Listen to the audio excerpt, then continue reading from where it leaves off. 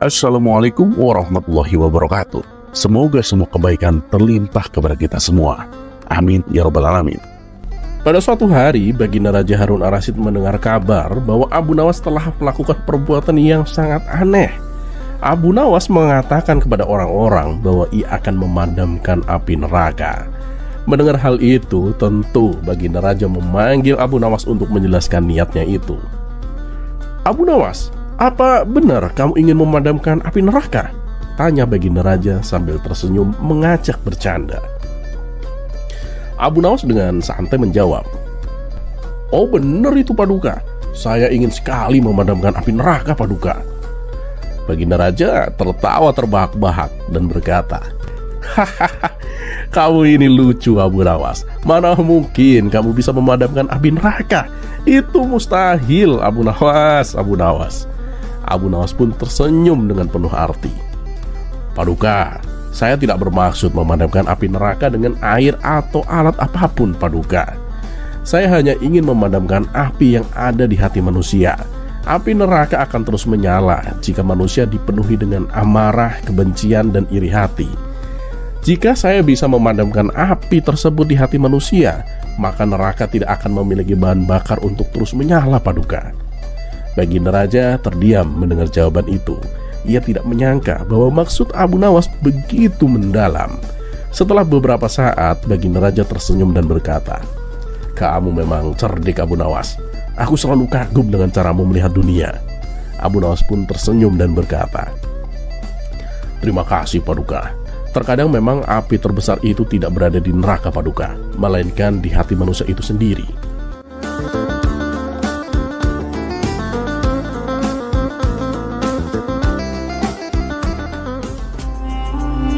Kisah selanjutnya.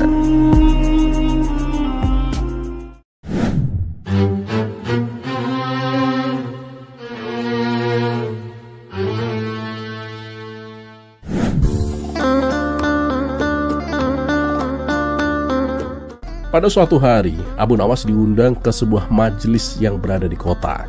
Di sana, seorang ulama terkenal akan memberikan ceramah. Ulama ini dikenal pandai berbicara tentang kebajikan. Tapi orang-orang di sekitarnya tahu bahwa dia lebih tertarik pada harta dan kemewahan daripada ilmu atau agama. Ketika Abu Nawas tiba di majelis, ulama tersebut sedang duduk di atas panggung dengan penuh kemegahan, memakai jubah mewah dan cincin berkilauan.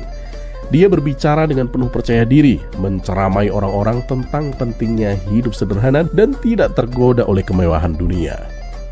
"Saudara-saudaraku," kata ulama itu, "dunia ini hanyalah sementara. Janganlah kalian tergoda oleh harta benda. Ingatlah, hidup zuhud adalah jalan menuju surga." Mendengar hal itu, Abu Nawas pun tersenyum kecil. Ia tahu betul bahwa kehidupan ulama tersebut jauh dari kata zuhud. Setelah ceramah selesai, Abu Nawas pun berdiri dan berkata dengan suara lantang, "Wahai ulama yang mulia, sungguh perkataanmu sangat menyentuh hati. Tapi izinkanlah aku bertanya satu hal. Adakah jalan pintas menuju surga yang tidak melibatkan kemiskinan?" Ulama itu pun terkejut dengan pertanyaan Abu Nawas. "Apa maksud dari pertanyaanmu itu?"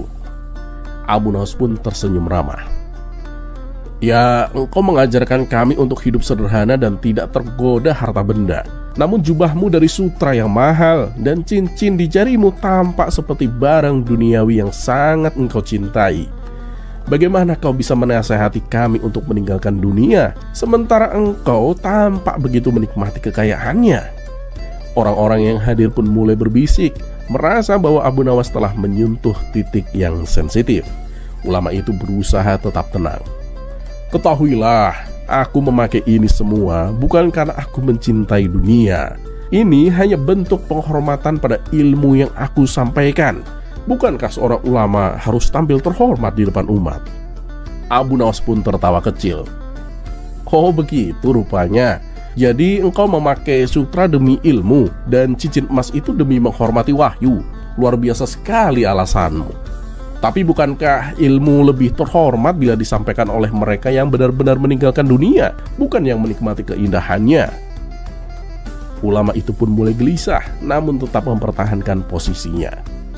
"Hei, kamu tidak mengerti. harta ini hanyalah titipan Allah. Selama aku tidak mencintainya, tidak ada salahnya aku memakainya. Abu Nawas pun mengangguk seolah setuju. Benar itu, harta memang hanya titipan. Kalau begitu, jika harta ini hanya titipan, tentu engkau tidak keberatan bila menyerahkan sebagian besar hartamu kepada fakir miskin yang lebih membutuhkan, kan? Toh itu hanya titipan dan bukan milikmu. Ulama itu pun terdiam sejenak, mencari-cari alasan. Tapi kali ini dia tidak bisa lagi mengelak. Semua orang yang hadir menunggu jawabannya. Dengan wajah sedikit memerah, dia menjawab dengan suara pelan. Oh, tentu, aku akan memikirkannya. Abu Nawas pun tersenyum lebar dan menundukkan kepala dengan sopan. Memikirkan? Itu juga bentuk cinta pada dunia, wahai ulama. Karena orang yang benar-benar tidak tergoda oleh dunia tidak perlu berpikir panjang untuk memberikan apa yang bukan miliknya. Ulama itu tak lagi berkata apa-apa. Orang-orang di majelis itu pun mulai menyadari bahwa ucapan ulama tersebut tak sesuai dengan perbuatannya. Dan di tengah-tengah keheningan itu, Abu Nawas hanya tersenyum sambil bergumam. Orang yang gila dunia akan selalu punya alasan untuk mencintainya, meski lidahnya bicara sebaliknya.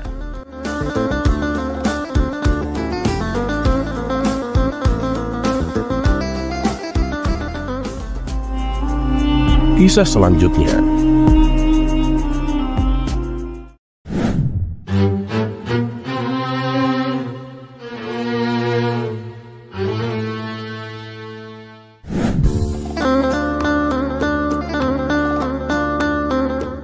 Kisah Abu Nawas kali ini berawal dari seorang pria yang gemar menyebarkan fitnah.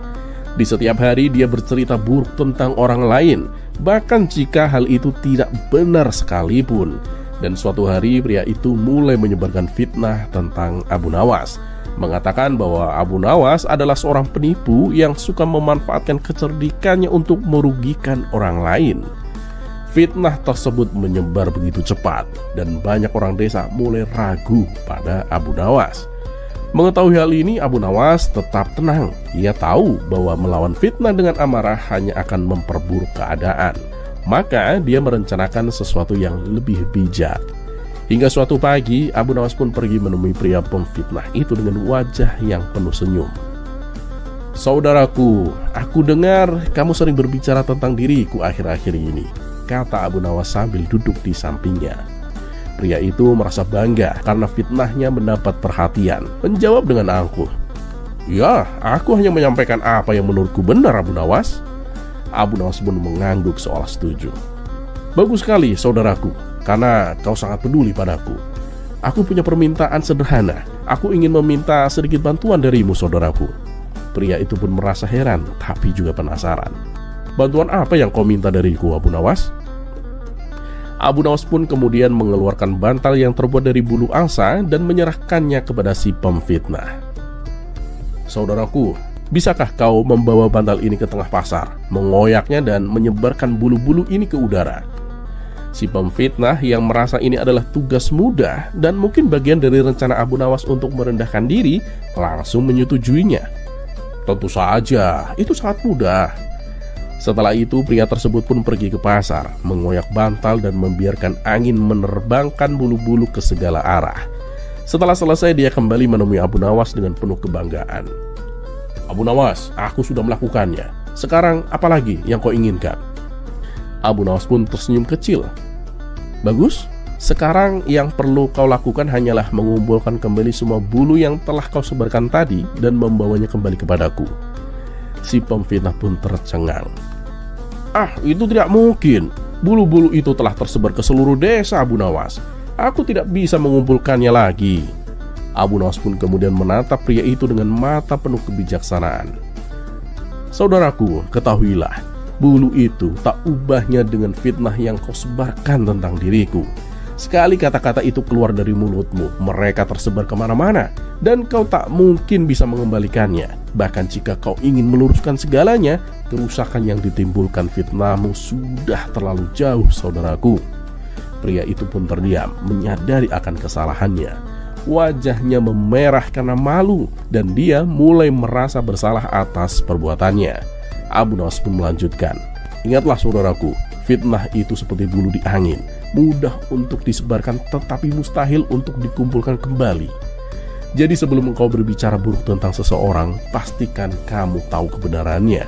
Karena apa yang keluar dari mulutmu bisa merusak lebih dari yang kau kira, saudaraku. Pria itu pun memohon maaf kepada Abu Nawas, berjanji untuk tidak lagi menyebarkan fitnah. Dan sejak saat itu, dia menjadi orang yang lebih hati-hati dalam berbicara. Dan nama Abu Nawas pun kembali dihormati di desa tersebut.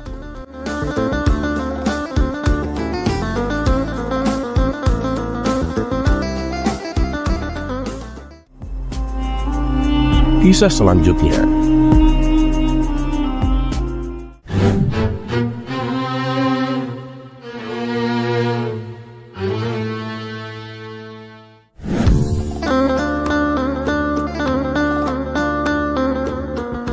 Dikisahkan ada seorang saudagari yang sangat dermawan. Setiap hari ia selalu menyantuni fakir miskin dan anak-anak yatim. Dengan kelebihan inilah, kemanapun dia pergi selalu ditemani kerabat serta para tetangganya. Hingga pada suatu hari, saat bersama kawannya, saudagar kaya raya itu terlihat murung, seperti tengah memikirkan sesuatu. Melihat perilaku yang tidak biasa tersebut, salah seorang teman akhirnya bertanya, "Woi kawan, apa yang kau pikirkan? Kenapa terlihat sedih begitu?" ujar salah satu teman kepada saudagar itu. "Selama ini, dimanapun berada, aku selalu ditemani orang-orang. Apakah nanti ketika aku mati, ada yang mau menemaniku di kuburan?" kata saudagar itu. Mendengar jawaban tersebut, semua kawannya terdiam. Sebab mana mungkin ada yang mau menemani mayat di kuburan. Ternyata kegelisahan saudagar tersebut terus menghampirinya sepanjang hari. Akhirnya dia menulis surat wasiat yang berisikan barang siapa yang mau menemaninya selama 40 hari di dalam kubur setelah ia mati nanti, akan diberi warisan separuh dari harta peninggalannya. Lalu ditanyakan hal itu kepada anak-anaknya untuk menjaganya di dalam kuburan nanti. "Mana mungkin kami sanggup menemani ayah, karena saat itu ayah kan sudah menjadi mayat," ujar anak-anak saudagari yang menolak permintaan tersebut. Keesokan harinya si saudagar memanggil semua kerabat yang terdiri dari kakak dan adik-adiknya. Namun lagi-lagi permintaannya ditolak karena dianggap tidak wajar. "Mana ada orang yang sanggup melakukan itu, walaupun akan mendapat setengah dari hartamu," kata para kerabatnya menjelaskan. Dengan perasaan sedih, saudagar tersebut memerintah ajudannya untuk mengadakan sayembara ke seantero negeri yang berisikan barang siapa yang mau menemaninya selama 40 hari di dalam kubur saat ia meninggal, maka akan diberi setengah harta dari kekayaannya. Tidak lama setelah sayembara itu diumumkan, sang saudagar pun meninggal dunia. Kuburannya dihias megah dengan segala perlengkapan. Di saat bersamaan, Abu Nawas mendengar sayembara itu. Dengan tergesa-gesa, dirinya menuju rumah si saudagar untuk memberitahu bahwa ia bersedia menjalani sayembara tersebut. Keesokan harinya dikuburlah si saudagar. Abu Nawas pun ikut masuk ke liang lahat sambil membawa kapak berharganya yang setiap hari menemaninya bekerja mencari kayu di hutan. Setelah seluruh pelayat pergi, hanya tersisa Abu Nawas menemani jenazah di liang lahat. Tidak lama kemudian, malaikat Munkar dan Nakir datang untuk bertanya ke jenazah tersebut. Menyadari siapa yang datang, Abu Nawas pun sedikit menjauh dari mayat saudagar itu. Dalam hati, Abu Nawas berpikir, sudah tiba saatnya mayat untuk diinterogasi. Namun ternyata, yang ditanya bukanlah mayat si saudagar, tetapi kedua malaikat itu malah menuju ke arahnya. "Apa yang kau lakukan di sini?" ujar malaikat Munkar dan Nakir. "Aku sudah menemani mayat ini selama 40 hari untuk mendapatkan setengah harta warisannya," jawab Abu Nawas. "Apa saja harta yang kau miliki?" tanya kedua malaikat lagi. "Hartaku hanya kapak ini," jawab Abu Nawas. Ternyata kedua malaikat itu terus bertanya sampai pada pertanyaan, "Di mana kamu mendapatkannya?" "Aku membelinya," jelas Abu Nawas. Dari sanalah setiap hari Abu Nawas ditanya seputar kapak dan pekerjaannya. Hingga di hari ke-40, kedua malaikat itu datang kembali dan masih bertanya seputar kapak tersebut. Tapi sebelum menjawab, Abu Nawas sudah membuka pintu kubur itu. Di luar ternyata sudah ada banyak kerabat saudagar tersebut. Abu Nawas pun berlari sambil berteriak dan berkata, "Ambil aja semua harta warisannya, aku sudah tidak menginginkannya." Mereka semua heran atas sikap Abu Nawas. Padahal sudah genap 40 hari Abu Nawas menjalankan sayembara, tapi malah tidak mau menerima hadiahnya. Dan sesampainya di rumah, Abu Nawas berkata kepada istrinya, "Aku sudah tidak menginginkan harta apapun dari mayat itu." "Kenapa kamu tolak? Padahal kan kamu sudah menyelesaikan tugas dan itu menjadi hakmu," ujar sang istri. Abu Nawas pun menceritakan pengalamannya di dalam kubur yang bertemu malaikat Munkar dan Nakir yang terus-menerus bertanya seputar kapaknya selama 40 hari. Padahal itu hanyalah sebuah kapak. Terus bagaimana kalau aku menerima setengah dari hartanya? Berapa pertanyaan dan berapa lama nanti aku ditanya? Tutur Abu Nawas.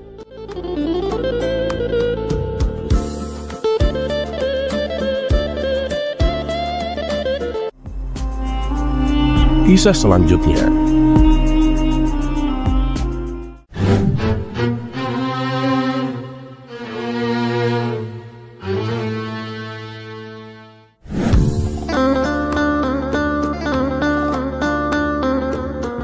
Di suatu pagi yang cerah, Baginda Raja Harun ar-Rasyid mengajak beberapa menterinya pergi bertamasya ke sebuah tempat wisata. Tak lupa Baginda Raja juga mengajak Abu Nawas untuk menambah suasana liburan menjadi lebih asyik. Di tengah-tengah perjalanan mereka menuju tempat wisata, dari kejauhan mereka melihat seorang kakek yang sedang menunggangi seekor keledai. "Menteriku, coba kau tanya siapa orang tua itu?" Perintah Baginda Raja kepada menterinya yang bernama Ja'far. Kemudian Ja'far mendekati kakek tua tersebut. "Maaf kek, kalau boleh tahu kakek dari mana?" tanya Ja'far. "Aku dari Basrah anak muda," jawab si kakek. "Memangnya kakek mau kemana ini?" tanya Ja'far kembali. "Aku mau ke Baghdad," jawab sang kakek. "Ada keperluan apa kek jauh-jauh ke Baghdad?" tanya Ja'far penasaran. "Aku mau mencari obat buat mataku ini anak muda," jawab sang kakek sambil memperlihatkan matanya yang sedang sakit. Di tengah percakapan mereka muncul ide jahil dari Baginda Raja. Ia pun kemudian berbisik kepada Abu Nawas. "Ya Abu Nawas, coba kamu ajak berguru kakek itu." Abu Nawas menjawab, "Jangan Paduka, kasihan. Dia itu sudah sangat tua. Dan aku juga takut nanti kalau kakek itu marah." "Sudahlah, itu nanti urusanku. Intinya kamu sekarang ajak kakek itu bergurau," respon Baginda Raja. "Baiklah Paduka," ucap Abu Nawas. Ia pun segera menghampiri kakek yang sedang bersama Ja'far. "Kakek, kalau misalkan aku beri Anda resep untuk mengobati mata, apa imbalannya kek?" tanya Abu Nawas. "Oh, pasti aku akan memberikan imbalan yang sesuai untukmu," jawab si kakek. "Nah, dengarkan baik-baik resep ini ya kek," ujar Abu Nawas dengan raut wajah serius. Si kakek tak sabar menunggu perkataan Abu Nawas. "Jadi begini kek, kakek ambil 3 tiupan angin, 3 sengatan terik matahari, 3 pantulan cahaya rembulan, dan 3 sorot lampu biasa. Nah, setelah semuanya terkumpul, kakek tumbuk pada sebuah lumpang yang tak berlubang. Kemudian kakek taruh ramuan yang telah lembut tadi ke dalam sebuah mangkok besar yang sudah pecah berkeping-keping. Dan jangan lupa kakek juga harus menyimpannya di udara selama 3 bulan. Nah, setelah masa 3 bulan, maka oleskan ramuan itu ke mata kakek yang sakit sebanyak 3 kali sebelum tidur. Insya Allah, kakek akan sembuh," kata Abu Nawas. Mendengar perkataan Abu Nawas itu, sang kakek pun naik pitam. Akhirnya si kakek pun turun dari keledainya dan menghampiri Abu Nawas. "Ambil keledai ini sebagai imbalan awal," kata si kakek sambil memalingkan wajahnya dari Abu Nawas. "Jika setelah menggunakan resepmu itu mataku menjadi sembuh, aku akan memberimu lagi imbalan seorang budak wanita yang setia melayanimu. Dan jika kelak ternyata kamu telah mati terlebih dahulu sebelum aku, budak wanita itu juga akan setia menemanimu di neraka. Ia akan setia meludahi matamu dan memukul wajahmu sambil berteriak dan mengejekmu. Abu Nawas tak menyangka, ternyata balasan gurauan si kakek lebih menyakitkan. Seketika Baginda Raja pun langsung tertawa terpinggal-pinggal. Sedangkan Abu Nawas saja bisa melongo mendengar jawaban si kakek. Oleh karena itu, Baginda Raja kemudian memberikan hadiah kepada kakek tersebut. "Terima kasih Paduka Yang Mulia," kata si kakek dengan hati yang bahagia. Tak lama setelah itu, sang kakek pun pergi meninggalkan mereka. Namun Baginda Raja masih saja tak bisa menahan tawanya. Ia terus tertawa sepanjang perjalanan, sementara Abu Nawas terus menggerutu mengingat kejadian tersebut. "Niatnya mau ngerjain, malah aku yang dikerjain," sesal Abu Nawas. Mendengar Abu Nawas berkata demikian, bukannya kasihan, tawa Baginda Raja malah semakin menjadi-jadi. Abu Nawas, baru kali ini aku melihatmu tak bisa berkutik," ujar Baginda Raja sambil terus tertawa.